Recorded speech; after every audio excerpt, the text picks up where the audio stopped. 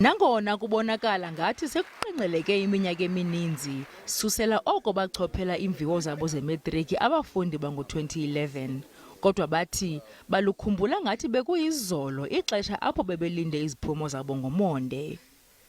Omnye wabo bafundi nozenzele igama kweli ngokuphumelela amawonga, uMphomanyisa nonzalelwane yaseDobsonville, ubalisa ngendlela waziva ngayo emva kokuphumelela emagqabini.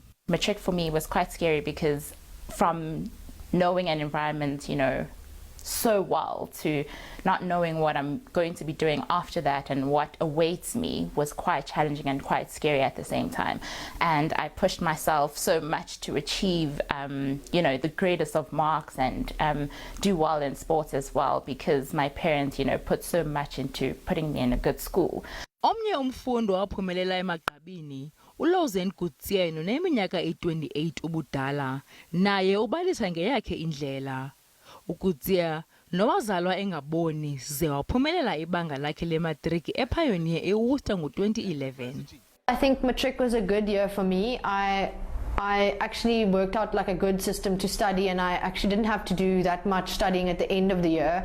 And I think people were like very afraid that I wouldn't pass well, ironically. Esisibini sinqonelele abafundi bako-2021 impumelelo nako konke okuhle, nanjengoko uninzi lwabo lulindele iziphumo namhlanje.